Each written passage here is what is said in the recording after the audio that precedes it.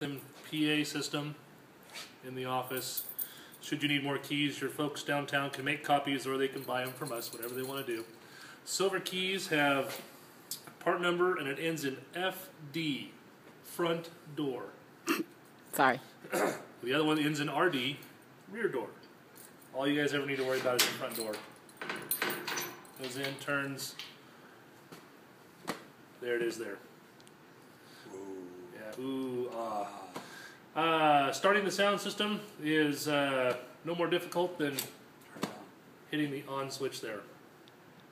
It needs about 90 seconds to boot up and do all the fun computer things it needs to do, but that should be all you have to do is that right there. So while the sound system's starting, there's a connection for a computer right there.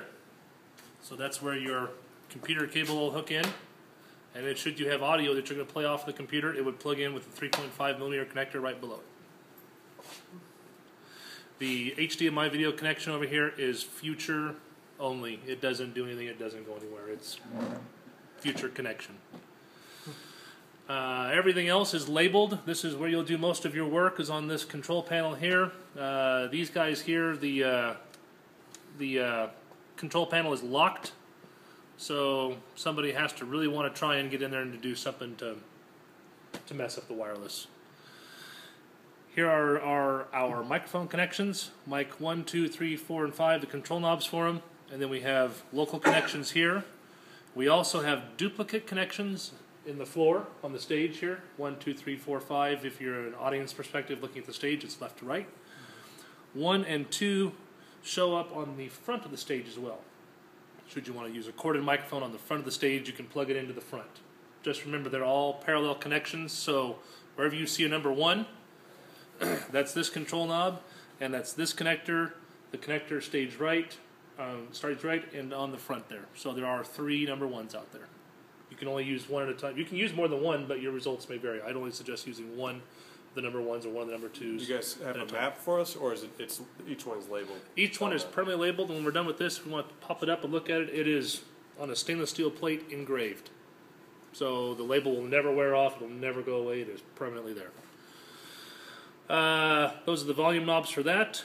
We have control here for the choir mics. The wiring and infrastructure is all there on the ceiling, so whenever it's time to purchase and install them, they're by the lights kind of mid-stage there, 2 little black dots on the plates up there. We have handheld wireless 1 and handheld wireless 2. That's what these 2 are right now. There's space and provisions for additional wireless mics down the road if you choose to do that. We have the additional controls for the wireless that aren't here for the Body Pack 1 and Body Pack 2. These guys are not here. They don't work. Hi, Henry. Hi, how are you? Good. So don't even worry about those guys. The 2 handhelds are all you have at this time. Handheld microphone. I'm recording, Henry. To turn it on, all we have to do is to press the red button on the bottom. Nice. It lights up. Give it a few seconds. All done and ready to go. You can see that it's microphone 2 that's working here. And if I turn down RF2 here, I go away in the house. Just as simple as that. To turn it off, press and hold. The display will come up and say off. That's it. Changing the batteries is real easy. Spins apart. There they are inside, 2 AA's. I don't suggest using rechargeables. I suggest using fresh alkalis each time. Have some spares laying around just in case. You don't want the show to not go on because of 2 little AA batteries. They're sitting in here. Remote for the projector. You don't really need to use this, but it's here just in case. Here is a remote for the CD iPod. That is this unit here. CD goes in the middle. Of course, your iPod goes in there, or other Apple device that has a appropriate mating dock like that. To close this, you got to be sure to push the little gray button in the back. Push that, and it'll slide right back in.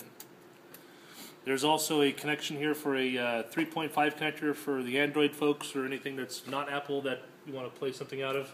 You can put it in right there. There's one little tricky thing about this. It has 3 separate inputs on it. So you have CD, iPod, and aux in. In white here there are 2 labels. One says shift, one says source select. You have to push shift and source select to go to the next device. Right now it's on CD. If I do it again, it might say no iPod. Nope, it just won't let you go. Unless there's something plugged in here or plugged in here, it will not let you change to another input. So you have to be prepared to let it do its job. Standard controls here for the CD player. Most of the time, everybody just uses their little screen on their iPod to control playback on the dock over here. And of course, none of the other devices or controls will work on the 3.5 when you're plugged in here.